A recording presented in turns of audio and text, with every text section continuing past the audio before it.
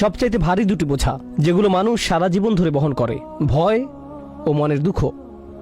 ভয় ও দুঃখ নিঃসন্দেহে মানুষের জীবনের কঠিন দুটি বিষয়।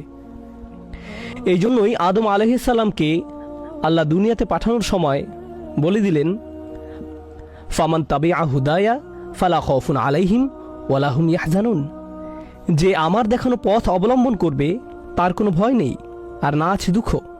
মানে যদি খুলে বলা হয়, আল্লাহ জানেন যে আদম থেকে শুরু করে একেবারে শেষ পর্যন্ত যত মানুষ এই দুনিয়ায় আসবে প্রত্যেকে এই দুইটি কঠিন অনুভূতির অবশ্যই মুখোমুখি হবে। একটা হচ্ছে ভয়, আরেকটা মনোবেদনা। এখন এই দুইটি অনুভূতির আসলে অর্থ কি? ভয় হচ্ছে ভবিষ্যতে কি হবে এই নিয়ে দুশ্চিন্তা। হায়, আমার চাকরি যেমন হয়ে এবার গেল, আমার আব্বা আম্মার কি হবে, আমার পরিবারের কি হবে, মানুষ আমাকে নিয়ে কি বলবে, কালকে কি হবে, আমার এক্সামের কি হবে, আমার বিদেশ যাওয়ার কি হবে, এরকম হলে কি হবে, ওরকম হলে কি হবে, এই চিন্তাগুলো। সামনের কিছু সময় কি হতে পারে, কিছুদিন পর কি হবে, অথবা পরবর্তী বছরে কি হবে, ভবিষ্যতে কি হবে, এই চিন্তাগুলো সর্বদা আমাদের মনে ভয় হিসেবে কাজ করে, ছোট হোক কিংবা বড়। এইগুলো আপনার আমার সার্বক্ষণিক জীবনের একটি অংশ। আপনি সর্বদা আশঙ্কায় থাকেন, হয়তো অফিসে যেতে দেরি হয়ে যাবে, ভয় থাকেন হয়তো কোনো কাজ করতে হতো কিন্তু ভুলে গেছেন। এই ভয়গুলো আমাদের নিত্যদিনের সঙ্গী। এখন মনে করুন কিছু বিষয় নিয়ে ভয়ে আছেন। ধরি কোনো স্টুডেন্ট তার এক্সাম নিয়ে শঙ্কায় আছে, পরীক্ষার আগ পর্যন্ত তার মধ্যে থাকে ভয়। সে পরীক্ষায় অংশগ্রহণ করলো এবং অনাকাঙ্ক্ষিতভাবে পাশ করতে পারল না। এখন যখন সে ফেল করে ফেলেছে, তার আর ভয় নেই, শুরু হয়ে গেছে দুঃখ, মনের যাতনা।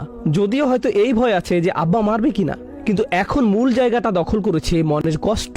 বোঝা যাচ্ছে ভয় হচ্ছে ভবিষ্যৎকে ঘিরে, আর দুঃখ জ্বালা হচ্ছে অতীতকে কেন্দ্র করে ঘটা কোনো কিছুকে নিয়ে আবেগ। যদিও দুঃখ অতীতকে ঘিরে হয়, আমরা হুটহাট আরেকজনকে বলতে পারি না যে দেখো এগুলো তো অতীতের ঘটনা, ভুলে যাও, তোমার এখন বর্তমান নিয়ে খুশি থাকা উচিত। কখনো না।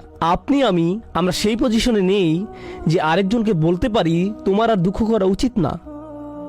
আমাদের নবী সাল্লাল্লাহু আলাইহি সাল্লাম সারা জীবন ধরে প্রথম স্ত্রী খাদিজার জন্য দুঃখের অনুভূতি ধারণ করেছেন। মনে কষ্ট থাকার অর্থ এই না যে কারো ইমানের দুর্বলতা আছে।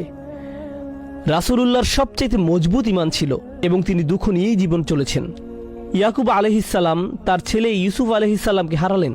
এতে অনেক লম্বা সময় ধরে তীব্র শোকে ভুগতে হয়েছে, এতটাই যে কাঁদতে কাঁদতে ওনার চোখ সাদা হয়ে গিয়েছিল। অবিয়াদ্দাত আইনাহু, এর মানে এই না যে ওনার আল্লাহতে বিশ্বাস দুর্বল ছিল।